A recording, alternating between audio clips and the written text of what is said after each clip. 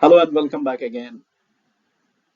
You know now where to collect data, but what does that data looks like? In this video, we will talk about the different types of data. You might wonder why it is important to know what type of a data you have collected. This will be essential later on in the data science process. For instance, it is especially relevant when you want to store the data, which we will talk about in the next video, as not all types of data can be stored in the same place.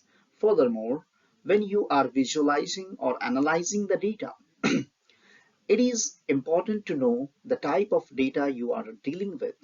Not all visualizations or analyses can be performed with all data types. So let's dive in. There are two general types of data, that's qualitative and the quantitative data. It is important to understand the key differences between both qualitative data or the quantitative. So let's first, I'm going to speak about the quantitative data. So quantitative data can be counted, measured, and expressed using numbers. Qualitative data is descriptive and conceptual. Qualitative data can be observed but not measured.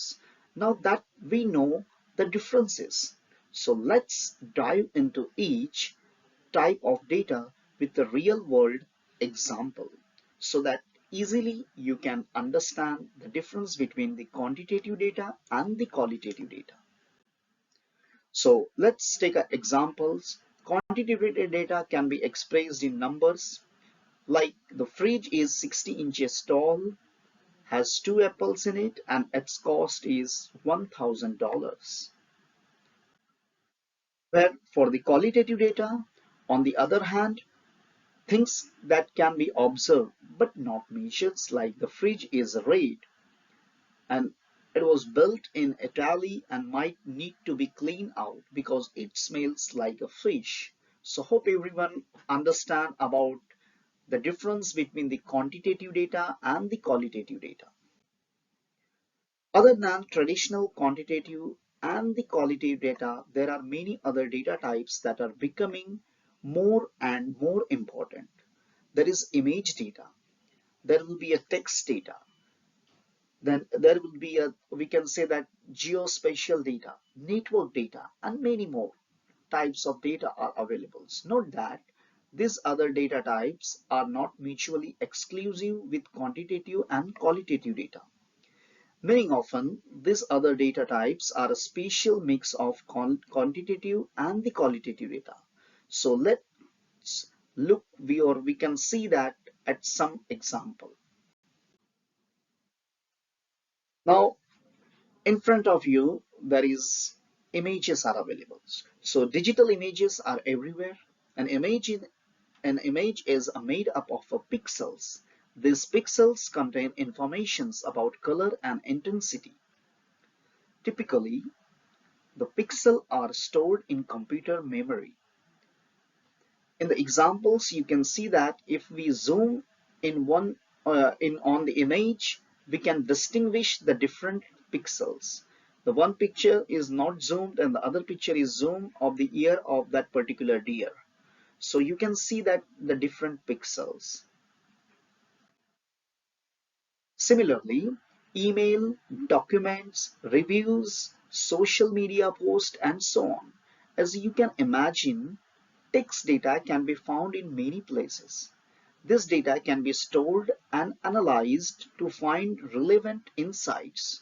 On this slide, you can see an example of restaurant review. You can see the review. With the help of that review, there is a positive and the negative feedback concepts we can take it.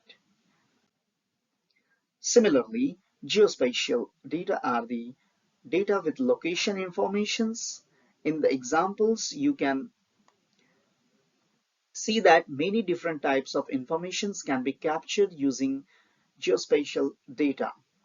For a specific regions, we can keep track of where the roads, the buildings, and vegetations are. This is especially useful for navigation apps like Waze and the Google Maps. You might seen the best example in a Google Maps. When you open about that Google Maps, you will see the different things like the hospitals, like the malls, like the food area, like the prayer area, like the fuel station or the gas stations available, or the tea stations or the tea or the food plaza. Each and every part you can monitor and you can observe with the help of the geospatial data. So this is the Google Maps is the best examples where you can take the experience of this kind of data. Now, the network data consists of the people or things in a network, depicted by circles on the slides and the relationship between them, depicted by the lines on the slides. Here you can see an examples of social networks. You can easily see who knows whom. Like you might see the Edie, then Gabby, then Helen, Ida. Like you can see that Gabby uh, is connected with Edie, it's connected with Data, Flavia, as well as the Helen or the Betty. So you can understand that who knows whom. So this is, we can talk about the networking data. Also, like you have any organizations where you use about the networking concept. So with the help of this, you can get the networking data easily.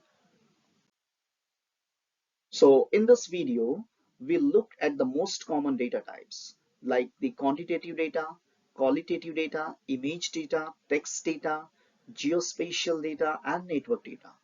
This can all serve as the inputs for your data science analysis. But before doing that, the data needs to be stored.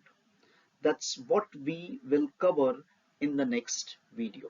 Till that time, thank you so much. See you soon in the upcoming video so that you will get better understanding about the data science. So thank you everyone.